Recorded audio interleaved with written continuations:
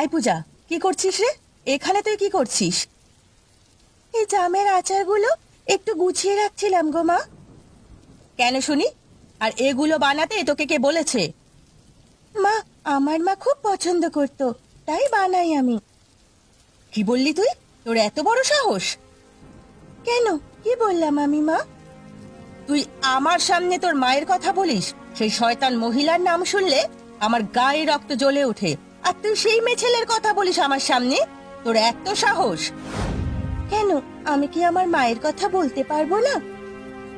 আমার রক্ত চুষে খেয়ে এখন নিজের মায়ের গুণগান করবি? এত বড় সাহস তোর! দেখাচ্ছি তোকে আজ। কি করছো মা? ছেড়ে দাও, ছেড়ে দাও বলছি। ও মা, আমার হাত থেকে বোতলটা ছিনিয়ে নিও না। এই আচার আমার খুব ভালো লাগে। তোর ভালো লাগে না? বল তোর মায়ের ভালো লাগতো, আর সেই জন্য তোর ভালো লাগে। ওই মহিলার সাথে জড়িত কোনো জিনিস আমি এই বাড়িতে থাকতে দেব না, দূর করে দেব আমি। ও মা, তুমি এটা কি করলে গো? তুমি আচারের বোতলটা এভাবে ফেলে ভেঙে দিলে। আমার তো সব শেষ হয়ে গেল মা। বেশি নাটক করিস না তো, দূর হয় এখান থেকে।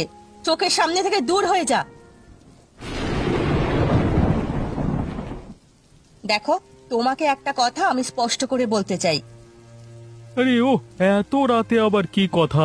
যা বলবার আছে সকালে বলবে। না, তোমাকে এখনই শুনতে হবে। সংসার যখন করেছো, তখন সংসারের সমস্যাগুলো তোমাকে জানতে হবে, আর আমার কথা তোমাকে শুনতেই হবে। কি শুনতে হবে শুনি? আরে শুনে তো আসছি এতগুলো দিন, শুনছি না নাকি? যা শুনছো তা তো দেখাই আছে আমার। কেন, কিছু হয়েছে নাকি? যেটা হয়েছে সেটা কান খুলে শুনে রাখবে, এবং মাথা দিয়ে ভেবে নেবে যে আমি যেটা বলছি সেটাই কিন্তু হবে।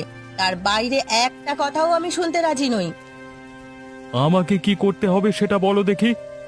তোমার ওই আগের পক্ষের মেয়ে পূজা যদি এই বাড়িতে থাকে, তাহলে এই বাড়িতে আমি আর থাকতে পারবো না। হঠাৎ করে এরকম কথা কেন বলছো? ওই মেয়ে এই বাড়িতে থাকবে, এই বাড়ির খাবে, আর গুণ গাইবে সারাক্ষণ ওই পুরানো মায়ের। আমি থাকতে এইসব হবে না এই বাড়িতে। কেন, সে আবার কি করেছে শুনি? আজকে সে লুকিয়ে লুকিয়ে জামের আচার বানিয়ে রেখেছিল। দুপুরবেলা ধরতে পেরে যখন জিজ্ঞাসা করলাম, তখন তার পুরানো মায়ের নামে নানান রকম কথা বলছিল।